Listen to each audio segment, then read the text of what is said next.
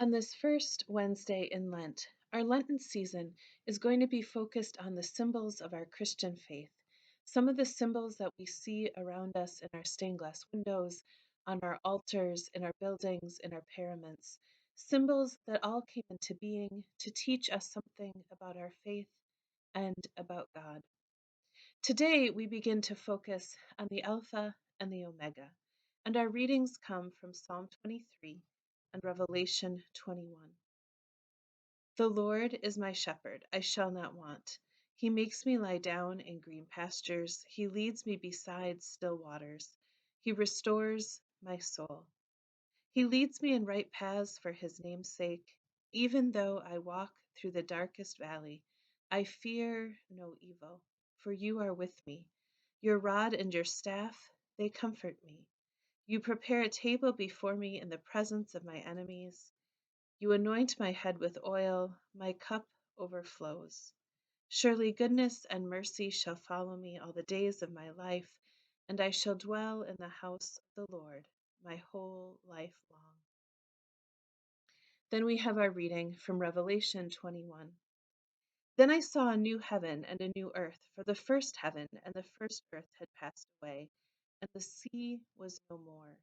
And I saw the holy city, the new Jerusalem, coming down out of heaven from God, prepared as a bride adorned for her husband. And I heard a loud voice from the throne saying, See, the home of God is among mortals. He will dwell with them. They will be his people, and God himself will be with them. He will wipe every tear from their eyes. Death will be no more. Mourning and crying and pain will be no more, for the first things have passed away. And the one who was seated on the throne said, See, I am making all things new. And he said, Write this, for these words are trustworthy and true. Then he said to me, It is done. I am the Alpha and the Omega, the beginning and the end. To the thirsty, I will give water as a gift from the spring of the water of life.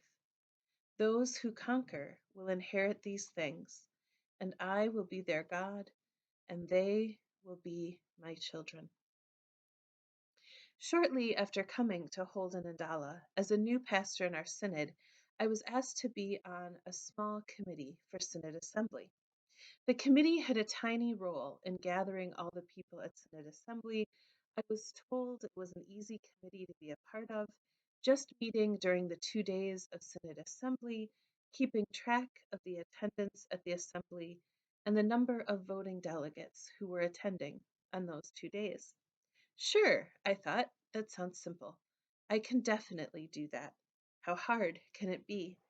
Well, what they didn't tell me is that we met several times a day, every day, and when that committee met, our job was to alphabetize, not only count, all the people in attendance at Synod Assembly.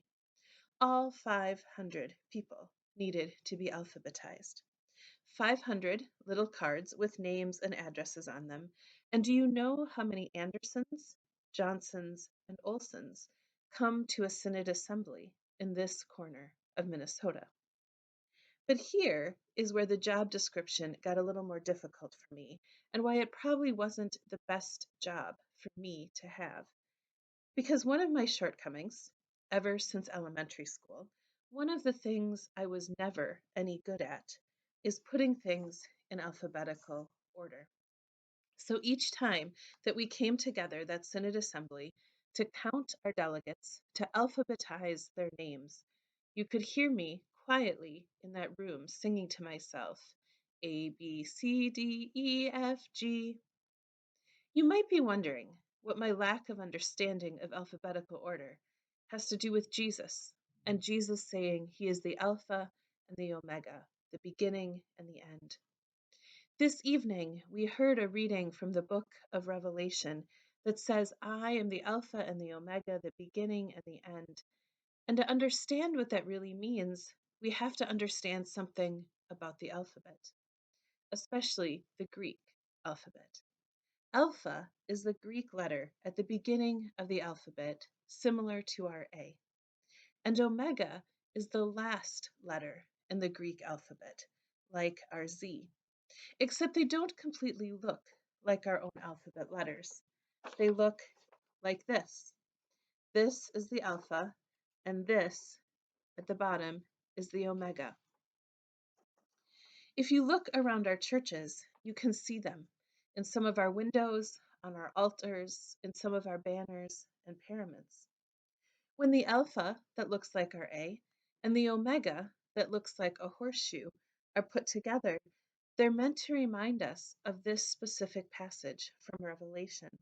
This passage that says that Jesus is our alpha and our omega, our A to Z, our beginning and our end, and everything in between. Artistic representations of the Alpha and the Omega began being used in the very earliest days of the Christian church. It was a time when Christians knew the Greek language, and they can be seen in the catacombs, the burial places of Christians from the earliest years. The letters Alpha and Omega, that A and that horseshoe, were carved into graves. They were carved into the earliest crosses that Christians wore. When you look around most churches, ours included, you may see the letters Alpha and Omega on windows, altars, or on a pastor's stole. As we consider these letters of the Greek alphabet and what this means for us, that Jesus in Revelation says that he is our Alpha and our Omega, it reminds us that Jesus is eternal. He is the beginning of all things, he is the end of all things, and he is in the middle of all things as well. It also reminds us that everything in our lives, from our beginning to our end, is held in God's hands. From the beginning of our lives, our birth, to the end of our earthly lives, and everything else in between, God is with us. From our birth to our death, every step we take, every experience we have, every journey we make, Jesus is our Alpha and Omega, our beginning and our end. Looking at our life's journeys, we all have ups and downs. We have twists and turns, surprises and questions. All of those moments are in God's hands. As you listen to Psalm 23 today, you hear about those journeys that God our shepherd takes us on. By quiet streams, by tables filled with food, in times of joy and times of sorrow. All of these moments are entrusted to God's care. Even in our lives as congregations, both of our congregations being well over 150 years old, in that time we have had beginnings and endings. Our journeys, our ups and our downs, our successes, our struggles are all in God's hands. God who is our Alpha and Omega. Tonight, as we gather, think about your faith journey.